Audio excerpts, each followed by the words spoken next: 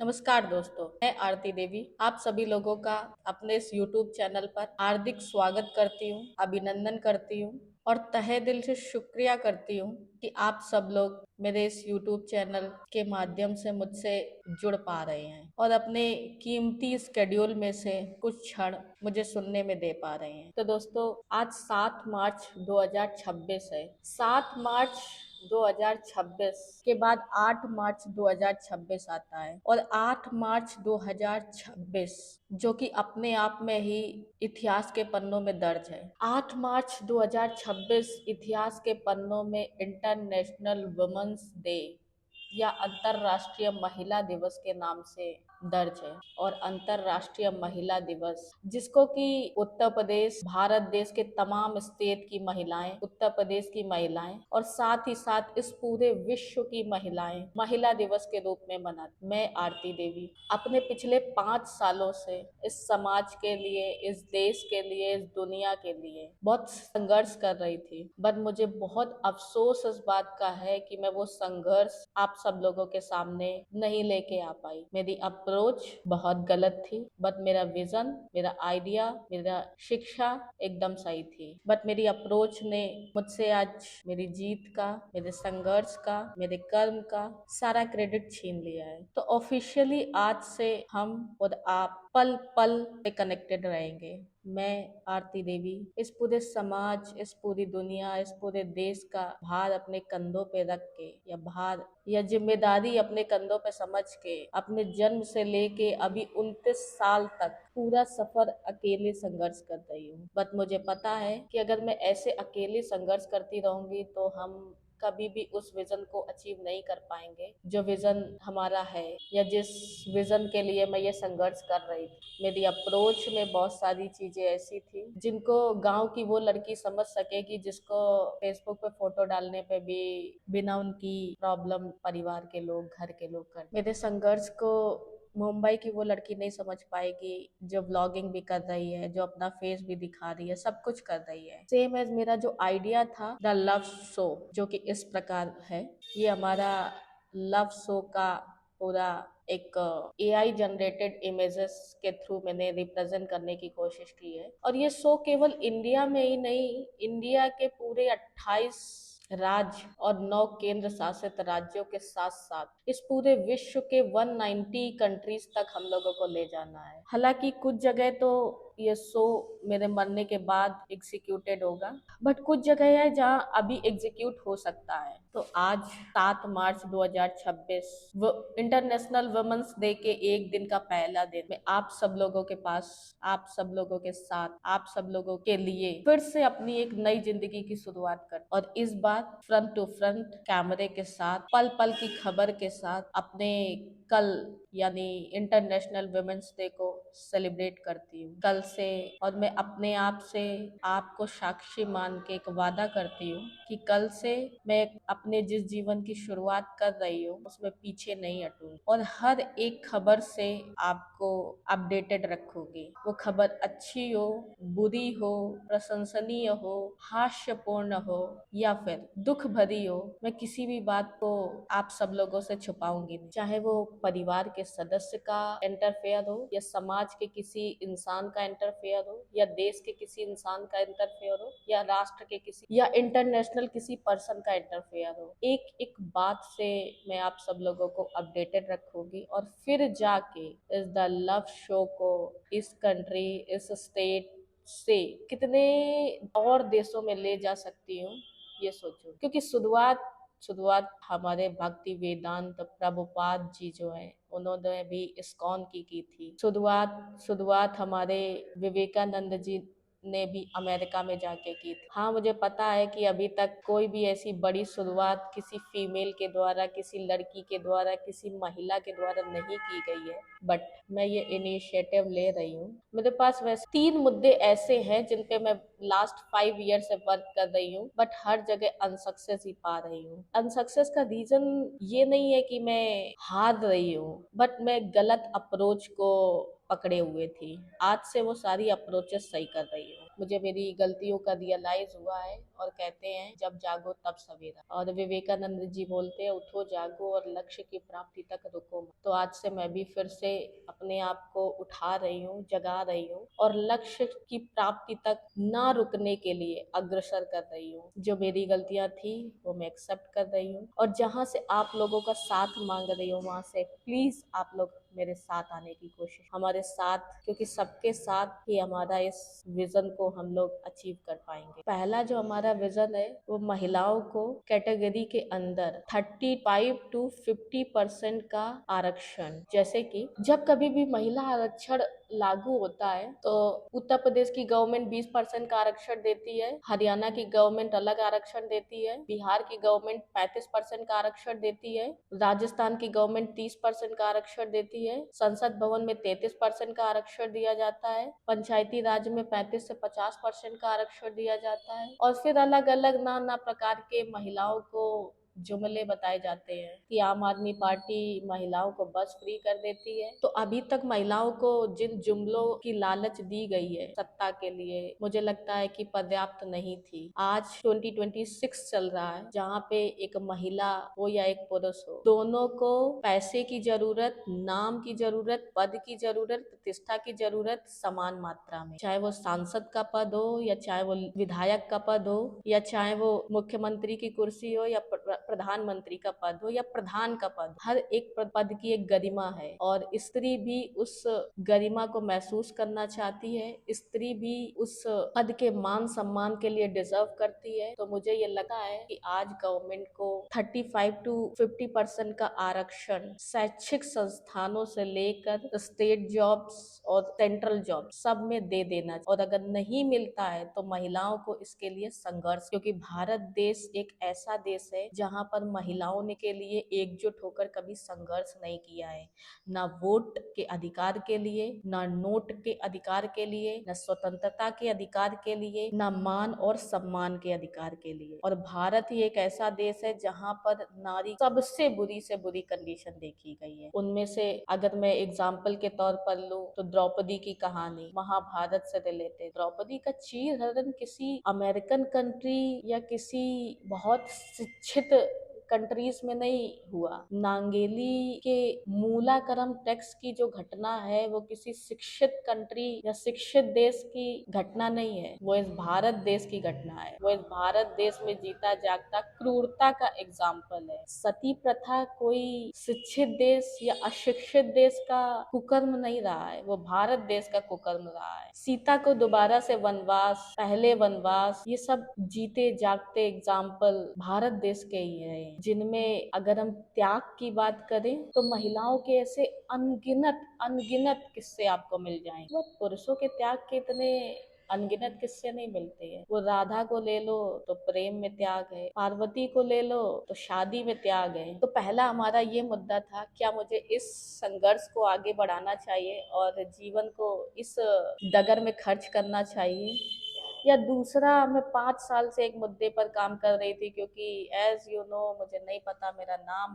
मैं रति की कुछ हूँ या रति के बाद कुछ हूँ या रियल में ही आरती हूँ। तो मुझे प्रेम में बहुत भरोसा है, अरेंज मैरिज में उतनी भरोसा नहीं करती हूँ और मैंने शास्त्रों को ऐसे खंगाला है। समाज आज जिस प्रकार जाति प्रथा में लिप्त हो चुका है, उनका जीता जागता सबूत, जीता जाता एग्जाम्पल कुछ भी शास्त्रों में नहीं लिखा हुआ है। ये सब एक मन गढ़ंत कहानी है और वो हर एक रिलीजन में है। मैं इसको ये नहीं बोलती हूँ कि केवल और केवल हिंदू धर्म में इसको अपनाया गया, नहीं। अगर आप मुस्लिम धर्म की बात करो तो कुरान में किसी भी जाति के बारे में व्याख्यान नहीं है, डिस्क्रिप्शन नहीं है, बट फिर भी जाति प्रथा है। शिया है, सुन्नी है, कुरैशी है, खान है, सिद्दीकी है। सेम एज अगर हम क्रिश्चियन की बात करते हैं तो वहां भी 3 तरह की लोग हैं, कैथोलिक, प्रोटेस्टेंट और ऑर्थोडॉक्स। इनमें से कैथोलिक जो कि पोप को मानने वाले होते हैं, इनका ये लोग डायरेक्ट जो भी पोप बताते हैं उन रूल्स को फॉलो करते हैं, और प्रोटेस्टेंट जो कि पोप की बातों को नहीं मानते हैं, ये सीधा और सीधा बाइबल की शिक्षाओं पर बेस्ड होते हैं। बाइबल में जो भी लिखा हुआ है वो उन रूल्स को फॉलो कर और जीसस को ही अपना मेन भगवान और जीसस को ही सब कुछ समझते हैं, जीसस को ही मेन गॉड समझते हैं, पोप को नहीं समझते। उसके बाद हम बात करते हैं ऑर्थोडॉक्स की, जो कि तीसरी कम्युनिटी है। ऑर्थोडॉक्स वो लोग होते हैं जो ना तो पोप पे भरोसा करते और ना ही जीसस पे भरोसा करते। ये वो लोग होते हैं जो बिशपों या कुलपतियों के द्वारा दी गई शिक्षाओं पे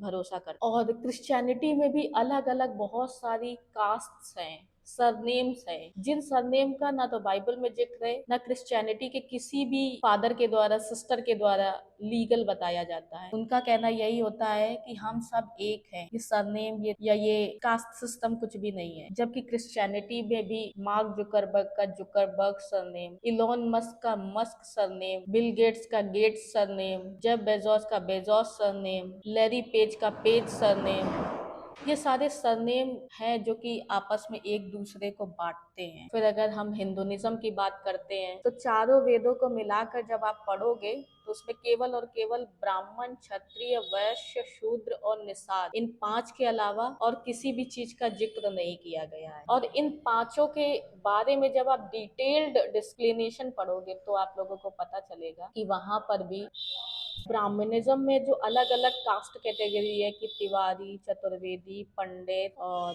द्विवेदी, शास्त्री, शर्मा, ये सारे अलग अलग नहीं बताए गए हैं। पूरा ब्राह्मण मीन्स जो ज्ञान देने वाला है, पूरा क्षत्रिय मतलब जो राज्य करने वाला है, पूरा वैश्य मतलब जो व्यापार करने वाला है, पूरा शूद्र मतलब जो बिल्कुल इन सब सेवाओं में सबसे नीचे का स्तर जो है उसके बारे में। और स्पष्ट रूप से बताया गया है कि जो कास्ट है वो कर्म के आधार। बट आज कर्म बहुत चेंज हो गए हैं, तो मुझे लगता है कि जो समाज है, जो देश है, उस तरह से व्यवस्थित नहीं है जिस तरह से हमारी जरूरत है। ये अपने कुछ नए रूल्स लिए है जिनको फॉलो किए जा रहा है। जो लिखा है उनके बेस पे नहीं चल रहा है, जो संविधान में लिखा है उसको भी फॉलो नहीं कर रहे हैं, और जो शास्त्र में लिखा है उसको भी फॉलो नहीं कर रहे हैं। ये एक मन गढ़ंत कहानियां हैं जो कि लोग फॉलो कर रहे हैं। और ये हर धर्म में है, चाहे हिंदुइज्म को ले लो, आप क्रिश्चियनिटी को ले लो, आप मुस्लिम इस्लाम को ले लो। ना तो इस्लाम में कास्ट का वर्णन है, ना क्रिश्चियनिटी में कास्ट का वर्णन है, ना हिंदुइज्म में कास्ट का वर्णन है। बाकी जो दो तीन धर्म की बात कर रही हूँ वो है बौद्ध जो कि ऑलरेडी हिंदुइज्म से निकला है, सिख जो कि ऑलरेडी हिंदुइज्म से निकला है, जैन जो कि ऑलरेडी हिंदुइज्म से निकला है, क्योंकि जैन धर्म के जो संस्थापक रहे हैं महावीर स्वामी, वो हिंदू ही थे। बाद में वो इन जातिगत परिस्थितियों से पीड़ा में होकर दुनिया के सत्य को जाना और जैन धर्म की स्थापना। सेम एज बुद्ध भगवान भी इस पूरी जातिगत व्यवस्था से परेशान होके, दुखी होके, वेदना झेल के उन्होंने दुनिया के सत्य को जाना और फिर उसका प्रचार किया और बौद्ध धर्म की स्थापना की। सेम ही एज सिख धर्म भी है। सिख धर्म के जो 10वें गुरु हैं गुरु नानक, वो भी हिंदू ही, बट उन्होंने दुनिया के सत्य को जाना कि आखिर सत्य क्या है, और सत्य वही है जो जीवन है। सबके हिसाब से अलग अलग जीवन है। इस सत्य को जानने के लिए किसी को 10 लगते हैं, किसी को 20 लगते हैं, किसी को 40 नहीं। पहली तरफ जन्म है, दूसरी तरफ एक सत्य जन्म है, दूसरा सत्य मरण, तीसरा इसके बीच में सत्य जो है वो है जीवन। और इस जीवन में सब कुछ है, सब, हर एक व्यक्ति के लिए अलग अलग रंगमंच, किसी के लिए बिजनेस का, किसी के लिए पॉलिटिक्स का, किसी के लिए संगीत का, किसी के लिए सन्यास का, किसी के लिए कथावाचक का, किसी के लिए पेंटर का, किसी के लिए कारपेंटर का, किसी के लिए आर्किटेक्ट का, किसी के लिए टीचर का, किसी के लिए लॉयर का, किसी के लिए डॉक्टर का। इस जीवन में, इस जन्म और मरण के बीच में जो पूरा घटना चक्र है, उसमें ही तो जीने की कला है। और जिसको इस जीने की कला पता है, जो इस जीने की कला में माहिर है, जो इस जीने की कला को सीख गया है, वो इस सत्य को जान गया है। क्योंकि इस जीवन जीने की कला में हर एक व्यक्ति को अलग अलग सत्य जानकारी हो। किसी को ज्ञान देना ही सत्य लगता है, किसी को किसी के भव सागर से पार निकालना सत्य लगता है, किसी को अपना भला सत्य लगता है, किसी को दूसरे का भला सत्य लगता है, किसी को सच के रास्ते पर चलना सत्य लगता है, किसी को सच के रास्ते से दूर जाना सही लगता है, किसी को असत्य के रास्ते। ये अपना अलग अलग है। उसी के बेस पे मैं एक शो लेके आई थी, द लव शो। एक ऐसा प्लेटफॉर्म, एक ऐसा मंच जहाँ पर इस दुनिया की, इस देश की, इस स्टेट की रियल लव स्टोरीज को पूरी दुनिया के सामने प्रेजेंट करने का एक प्लेटफॉर्म था, ऐसा प्लेटफॉर्म था जो अभी तक ना है ना किसी के दिमाग में है। तो मैं अनवरत 5 साल से उस प्रोजेक्ट को लाने के लिए मेहनत कर रही हूँ, बट बहुत बहुत सेलिब्रिटी के पास जाती हूँ, बहुत बड़े बड़े लोगों को ईमेल करती हूँ, बहुत छोटे छोटे लोगों से भी मदद मांगती हूँ, बट कहीं से कुछ भी संभव नहीं हो पा रहा है और मैं बहुत सी चीजें छुपा जा रही, जिसकी वजह से प्रॉब्लम केवल और केवल मुझे झेलनी पड़ रही है। तो आज से मैं ये छुपाना बंद कर रही हूँ और आप सब लोगों के सामने आ रही हूँ, क्योंकि जब तक मैं ये सारा दर्द अपने अंदर दबाए रहूँ, में राहत मिलेगी मुझे, या तो दवा मिल जाए या तो राहत। ये दर्द में मैं जी नहीं पा रही। मैं अपने 5 साल का समय व्यर्थ की, 5 साल का पैसा व्यर्थ की, 5 साल की ऊर्जा व्यर्थ की, 5 साल में 3 बार फिजिकल लॉस, एक दिन टीथ टूटे, दूसरा दूसरा ये एक्सीडेंट में निशान पड़ा, ये आगे का पड़ा और ये पैरों पे पड़ा और ये दूसरे पैर पे भी पड़ा। फिलहाल जब मेरा एक्सीडेंट हुआ था तो इसका रियल इमेज ये है, ये कंडीशन थी मेरी और इस तरह से घाव था, लेकिन किसी को ये पता नहीं है कि ये घाव क्यों था। लोगों को लगा कि केवल गिर गई थी, बस गिर नहीं गई थी। मैं लगातार 5 साल से द लव शो को एग्जीक्यूट करने के लिए पैसे की मदद मांग रही हूँ, क्योंकि मेरे पास द लव शो के विचार को हकीकत में बदलने के लिए बहुत टीम सपोर्ट, बहुत पैसे की जरूरत है, बहुत संसाधनों की जरूरत है, रिसोर्स की जरूरत है, जिनको मैं कलेक्ट नहीं कर पा रही हूँ, जिनको मैं इकट्ठा नहीं कर पा रही हूँ। और ये शो एक ऐसा विजन है जो केवल इंडिया के लिए नहीं है, इस देश के 192 कंट्रीज या 190 कंट्रीज या मोर देन 150 कंट्रीज हैं जिनमें इसको बनाना है, चाहे वो फिलीपींस हो, चाहे वो इंडिया हो, चाहे वो अमेरिका हो, चाहे वो चाइना हो, चाहे वो फिनलैंड हो, चाहे वो इंग्लैंड हो, चाहे वो नागालैंड हो, चाहे वो दक्षिण अफ्रीका हो, चाहे वो जकार्ता हो, चाहे वो दुबई हो, चाहे वो जर्मनी हो, हर कंट्री में होना चाहिए द लव। और अगर हम इंडिया की बात करें तो अगर मुझे मुझे तो लगता है कि हर स्टेट में होना चाहिए, हर स्टेट में, हरियाणा, राजस्थान, पंजाब, गुजरात, बिहार या सिटीज जैसे काशी, वृंदावन, अयोध्या, ये सारे ऐसे प्लेसेस जिसके माध्यम से लोगों को प्यार की डेफिनेशन पता चले, लोगों को रिश्तों की डेफिनेशन पता चले, लोग इन सब चीजों को समझ सके।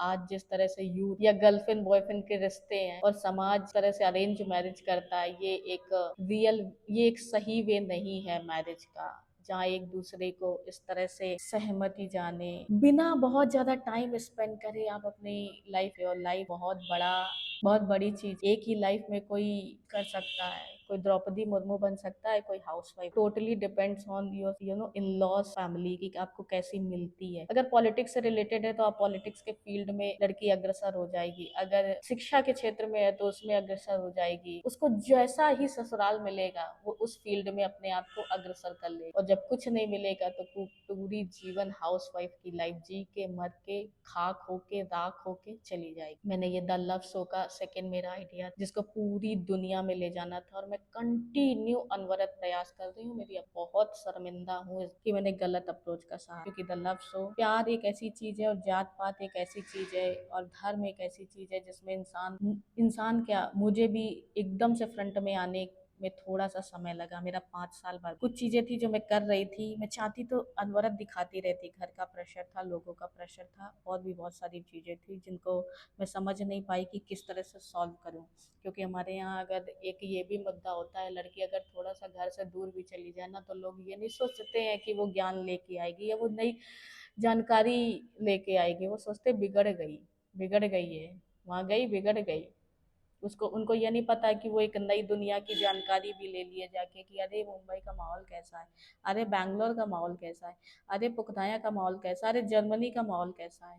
फिलहाल फिर भी छुपते छुपाते मैंने इस भारत देश की काफ़ी यात्राएं कर ली हैं, जो अक्सर पग यात्रा में ही रही हैं, जिनकी और इतनी बुरी बुरी कंडीशंस में की है कि 10-10 रुपए के खाने के लिए मैं मोहताज रही हूँ।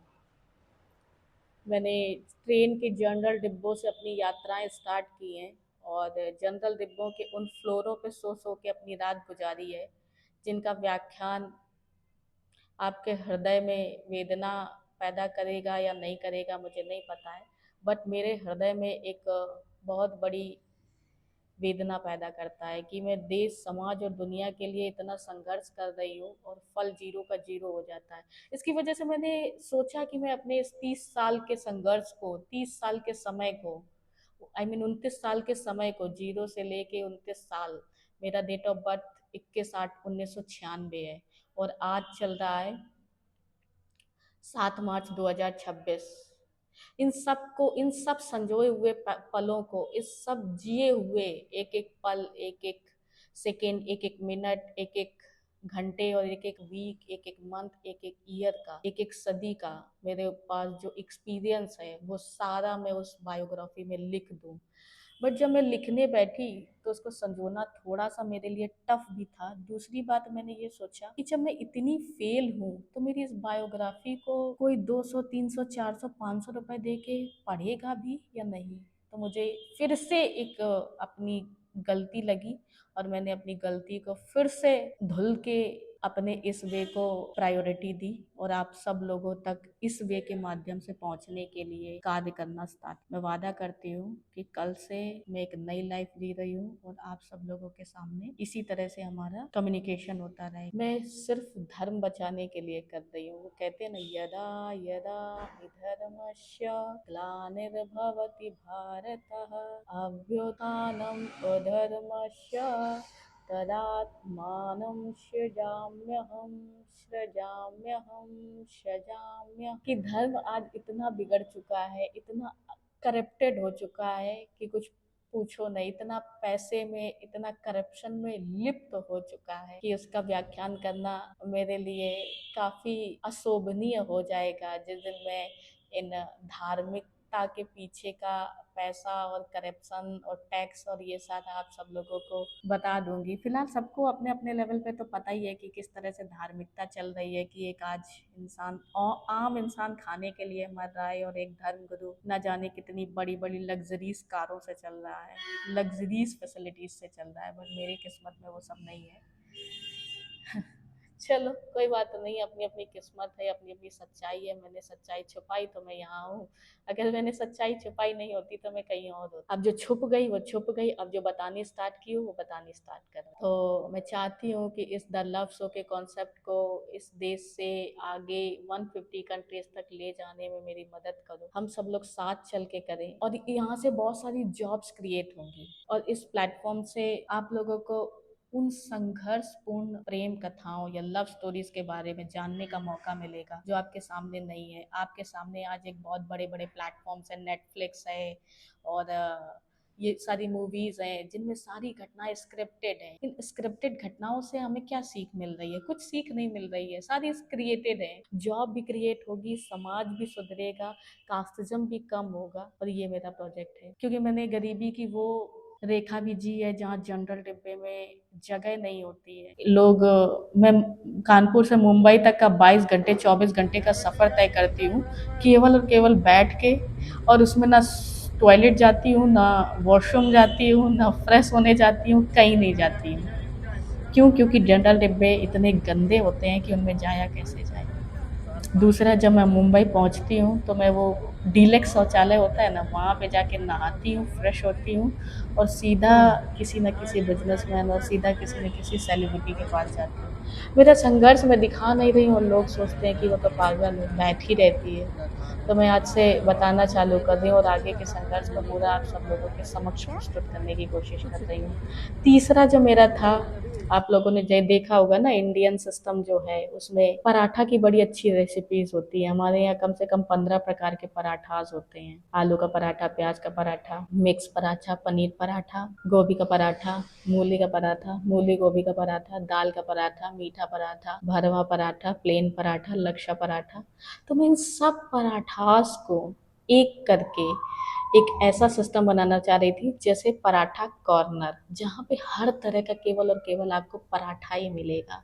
और इस स्टॉल को या इस इसकी जो फ्रेंचाइजी थी वो एक जगह से लेके पूरी दुनिया में इस पराठास को फैलाना चाह रही थी ताकि वहाँ से जॉब क्रिएट हो। ये 3 मेरे बहुत मेजर मेजर बड़े प्रोजेक्ट थे, बाकी तो छोटे मोटे हैं। हाँ, बाकी एक और था जो थैले का था। मैंने एक टाइम था जब मैंने कि पॉलीथीन एक बहुत बड़ी प्रॉब्लम है इस देश की, दुनिया की और समाज की, जिसको हम लोग हटाना चाहते हैं, बदलना चाहते हैं, बट फिर भी हो नहीं पा रही। तो मैंने ये थैला बनाया था, जिसको मैंने आम आदमी पार्टी के जो प्रमुख हैं अरविंद केजरीवाल, उन तक पहुंचा भी दिया था, कुरियर कर दिया था, बट उसके बाद मुझे कोई रिप्लाई नहीं आया। और ये है वो थैला जिसकी मैं बात कर रही हूँ। इसमें ऊपर कपड़ा है, नीचे फ़ोम है, अंदर अस्तर है। इसके बीच में आप, और पता है मैं ना ये इसको कम से कम 7 साल से यूज़ कर रही हूँ, 7 साल से, और ये वैसा का वैसा है, वॉश कर लो ईज़ी। क्योंकि मैं बैंगलोर में थी ना, जब बायजूस में मेरा सिलेक्शन हुआ था तो मैं बैंगलोर में थी।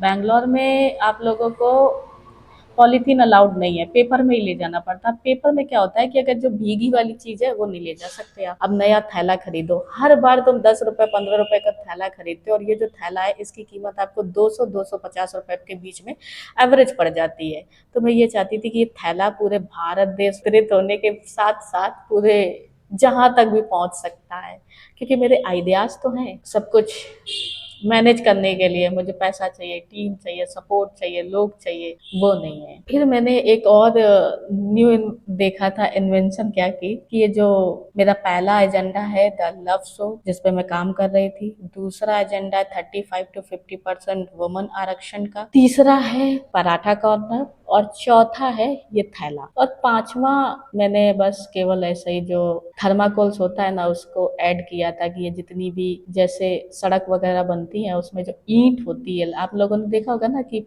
सीमेंटेड ईंट होती है, और ये जो थर्माकोल होता है जिसका हम लोग यूज करते हैं कभी हर चीज को बचाने के लिए ताकि टूटे नहीं, बट वो भी तो प्रकृति में एक एक्सेस पदार्थ हो रहा है जिसका यूटिलाइजेशन नहीं हो रहा। हाँ, मैंने माना आपके पास चीज आ गई, वो टूट नहीं रही है, बट का एक्सेस तो हो रहा है, मतलब की मात्रा तो बढ़ रही है, वेस्ट तो हो रहा है। तो उस वेस्ट को कैसे यूटिलाइज करें, तो उसको मैंने ये जो ईंट है, ईंट में सीमेंट के साथ ऐड करने की कोशिश की थी, बट उसमें मैं फेल हो गई थी। इसमें क्या मटेरियल ऐसा ऐड किया जाए जो कि इसको चिपका के रखे, क्योंकि जब हम थर्माकोल इसमें सीमेंट में डाल रहे थे तो वो चिपक नहीं रहा था, वो थर्माकोल अलग ही हो रहा था और सीमेंट अलग हो रही थी, तो ब्रेक हो जा रहा था, ज़्यादा टाइम के लिए रुक नहीं रहा था। तो इससे क्या होगा, ईंट की वेट भी हल्की हो जाएगी, और ये जो थर्माकोल है ये भी यूटिलाइज हो जाएगा, क्योंकि ये जो थर्माकोल होता है ये बहुत बहुत समय तक खराब नहीं होता, और इसको जलाओ तो कार्बन डाइऑक्साइड बहुत ज़्यादा निकाल के देता है। तो इस तरह से मैंने कुछ किया था। इस तरह की थर्माकोल्स का यूज़ ना आप सीमेंटेड गमलों के लिए, सीमेंटेड ब्रिक्स के लिए, या सीमेंटेड से रिलेटेड कोई भी प्रोडक्ट हो उसके लिए यूज़ कर सकते हो, क्योंकि उससे क्या होगा, वेट कम हो जाएगा और चीज़ लॉन्गर टाइम के लिए रहेगी। प्लस ये जो कोल यानी थर्माकोल की अधिकता हो रही है उसको हम लोग कम कर पाएंगे, और जो ये वेस्ट जा रहा है उसको कुछ हद तक कंट्रोल कर पाएंगे। तो इसलिए ऐसे यूज़ कर सकते हो। और ऐसे नहीं यूज़ करना है इसको, थर्माकोल को ग्राइंड करना हो, इसको बॉल्स के फॉर्म में बना, फिर बॉल्स को हम लोग ऐड करते हैं सीमेंट के साथ में। सीमेंट के साथ में जब बॉल्स के फॉर्म में या बहुत छोटे छोटे बारीक फॉर्म में ऐड करते हैं, तो वहाँ पे प्रॉब्लम ये आ रही थी कि इसका बाइंडिंग एजेंट जो था वो मुझे क्लियर पता नहीं है, ये फॉर्म नहीं हो पाता है, ब्रेक हो जाता है, बहुत अच्छे से सेटिंग नहीं बन पाती है, दूर दूर रहता है। तो बाइंडिंग एजेंट अगर हम लोगों को पता चल जाए तो इस तरह से हम लोग यूज़ कर सकते हैं, हम इसको यूटिलाइज कर पाएंगे। प्लस जो चीज़ें हैं वो हल्की हो जाएंगी, तो आसानी रहेगी उठाने में या ले आने में, इसमें आसानी रहेगी।